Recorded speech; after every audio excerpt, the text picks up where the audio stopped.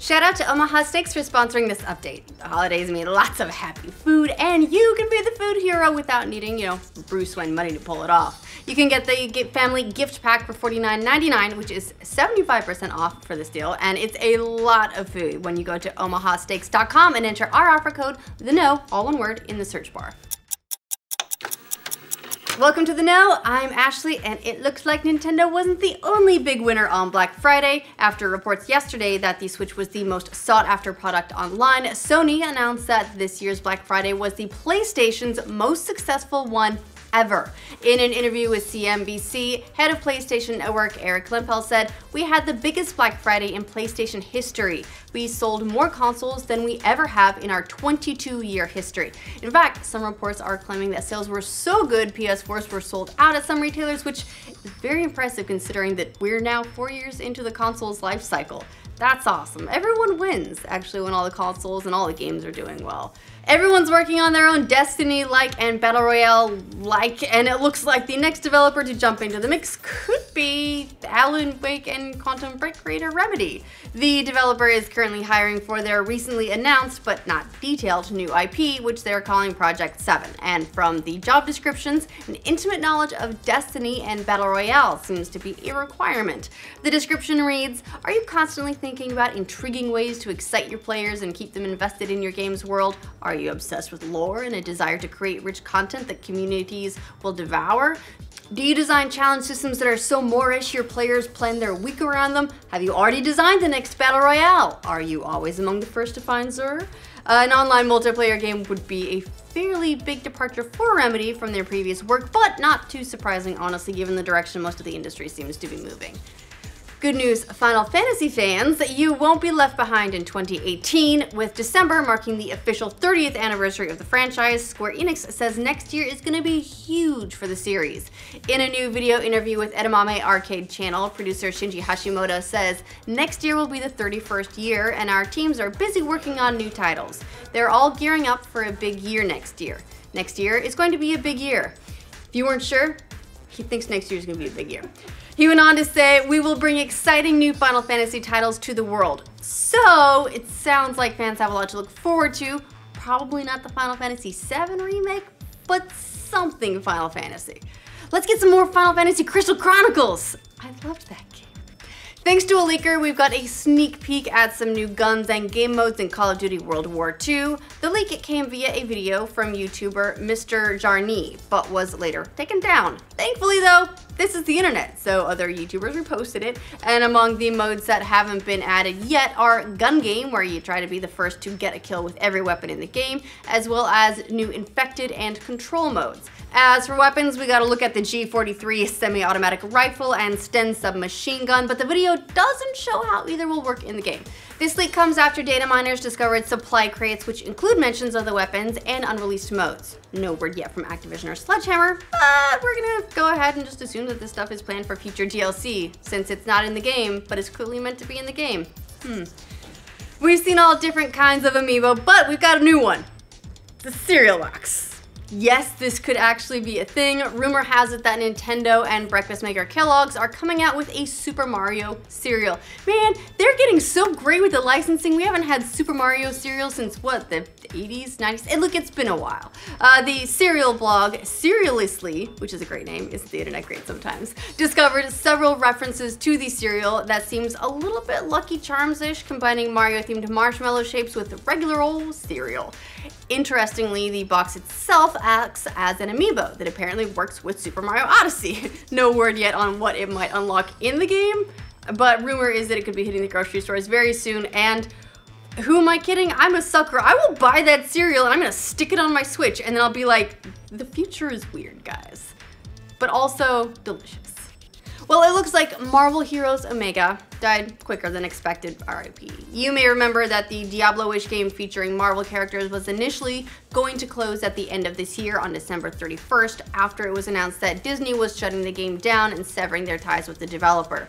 That didn't sit very well with console owners who only recently got a port of the game, which prompted some angry gamers to request refunds. Well, it looks like the game's closing's happening a lot sooner than we thought, as in now it's dead. Developer Gazillion Entertainment, which is also shutting down, tweeted yesterday that the game would be closing ASAP. As of now, the game's officially dead on PC, PlayStation 4, and Xbox One. So yeah, it's really sad and really abrupt end for that game, not to mention all the employees at the studio who lost their jobs right around Thanksgiving, and all the people who've been playing the game and thought, hey, may we at least have until the end of the year. Nope, you don't. Sucks. Now, we haven't heard anything about Animal Crossing coming to the Switch yet, but it sure is doing very well on mobile, which is a good sign. Just a few days on the App Store and Google Play since its November 22nd release, and Animal Crossing Pocket Camp has been downloaded more than 15 million times. Not as good as Super Mario Run, which hit 32 million downloads in its first week, but it is better than the mobile Fire Emblem, which hit 7 million downloads. And if you haven't played it yet, it's kind of a mini version of Animal Crossing, but this time you're running a campsite with a bunch of furry friends instead of a full-fledged village.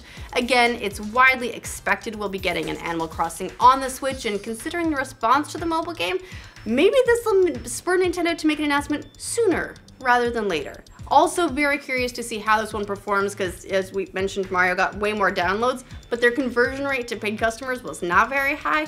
Animal Crossing has more of the, it's all free, but there's an option for microtransactions, so we'll see if that ends up getting a little bit more of a nod from Nintendo. I know they were disappointed about Mario Run's numbers. Remember back in the day when Square Enix first rebooted Tomb Raider, and then they were disappointed that it only sold the 3.5 million copies instead of something insane like 7 million in the first few months? In a new interview, Square Enix CEO Yosuke Matsuda admitted that just maybe they'd set their sights a tad too high. He told GamesIndustry.biz about their reflections on the Tomb Raider reboot. Looking back on that now, I think the target we set for ourselves was extremely high. I say this with the benefit of hindsight now, but at the time, our numbers leading up to the release of Tomb Raider had been very poor, and I think our people were probably banking on that and wondering how much it was going to help our final earnings. In the end, it didn't quite sell as much as we had anticipated. I mean, it's especially crazy to look at how both games in the reboot have performed since. 11 million sales for 2013's Tomb Raider life to date, and 7 million for 2015's Rise of the Tomb Raider, which are huge hits by any stretch of the imagination, unless you're Call of Duty. Hopefully they're setting their sights much more realistically for the still unannounced sequel, Shadow of the Tomb Raider, but we'll see. Also, interested to see if the movie changes the momentum of the game series at all. I mean, come on, Alicia Vikander, she's gonna be awesome. She was great in Ex Machina. Now, if you're not a fan of microtransactions, and you probably aren't, cover your ears for this next story, earmuffs. According to a report from SuperData, PC gamers will spend $22 billion on microtransactions in free-to-play games this year. That's a lot of money, and it's twice the amount from 2012. Oh, and it's 3 times larger than purchases of full games on PC and consoles combined. So those are all real depressing numbers, and you can see why the publishers do it. SuperData in its report acknowledged that while players say they don't like microtransactions, they continue to support service-based models with their wallets. So yeah, while this is admittedly about free-to-play games, it is an indicator of why we keep seeing them pop up in full-price games too, and why publishers just keep trying to make them happen. Because so far the voting with the wallets is sort of in microtransactions' favor, unfortunately. Avengers 3 and 4 will wrap up Marvel's Phase 3 and put a period on the end of the Infinity Saga, so where does that leave us for future Marvel films? Well, Marvel Studios CEO Kevin Feige said the comic book movie franchise isn't slowing down. Oh no, they already have 20 films on the docket post-Infinity War, which, of course, there are only 2 more that are known. There's Spider-Man Homecoming sequel, a Guardians of the Galaxy Volume 3. The future could look very, very different, though. In fact, Feige promises as much, saying the studio is intentionally exploring different kinds of stories and characters, presumably to keep things fresh. They have the rights to over 7,000 comic characters who have yet to see the silver screen, so there's a lot to choose from. It is worth noting that the multi-picture contracts for a lot of the key MCU actors are up after Avengers 4, including Robert Downey Jr., Chris Evans, Chris Hemsworth, and Scarlett Johansson. So that could mean we see a lot of characters dying or retiring after, I don't know, getting lost in another dimension after the ends of Phase 3, or it could just mean that Disney's going to be paying them a shitload of money to negotiate new contracts. Either way, Feige says the Infinity Saga will be a demarcation line. There will be two distinct periods, everything before Avengers 4 and everything after. So it's actually kind of nice. So if you'll get all these young fans that are coming up and like growing up at the time, they don't have to watch 20 movies to jump on at that point. They can just start watching after Infinity War, I guess. Now, after years spent developing four sequels to his box office topping film Avatar, director James Cameron is finally in production on parts 2 and 3. Talking with Vanity Fair, Cameron revealed that not all 4 of the sequels are greenlit, however. The plan is to shoot Avatar 2 and Avatar 3 back to back, take a break, then shoot 4 and 5 together. During that break, Avatar 2 and 3 will be released, and the director says, let's face it, if Avatar 2 and 3 don't make enough money, there's not going to be a 4 and 5. He was quick to say that the sequels are fully encapsulated stories in and of themselves. So if it were to happen, it wouldn't leave the audience hanging necessarily, the way you get with a lot of TV shows, unfortunately. The first film set a really high bar for financial success, so I guess we'll see if the sequels can capture the imagination of cinema goers like the first one did. At the very least, we all just acknowledge that movie looked amazing. Okay, sure, it's Fern Gully and it's the same story we've seen a lot of times, but it looked so beautiful, right? Avatar 2 hits theaters December 18th, 2020. Avatar 3 is set to bow down December 17th, 2021. Now, this is an important story. Net neutrality, not dead yet, but already ISPs sound like they could be gearing up to get some extra money out of us when it goes. Ars Technica is reporting that Comcast's latest social media promise to not throttle or block content, they made a really big deal about it on Twitter last week, may have involved, some tricky wordplay. Apparently, it omits previous statements the company made as part of their 2011 purchase of NBC that they wouldn't offer paid prioritization, or in other words, internet fast lanes. Interestingly enough, those promises they made about prioritization were a stipulation of the NBC deal, the terms of which expire, next year. When Ars Technica reached out to Comcast for comment about whether or not they're going to start offering a paid fast lane for better, faster access for things like streaming services, Comcast just didn't respond to the question, but pointed them to previous statements. So, well, that sounds extra promising, maybe, or maybe not. But the idea being that if they can't throttle stuff, they can charge extra to make other stuff faster, which is sort of the opposite, but still accomplishing the same thing. So we'll see how that goes. All right, that's the news for this roundup. Let us know what you think of all these stories in the comments down below. To make sure you get news from every corner of the internet every weekday, like this video. If you're new to this channel, subscribe to the Know.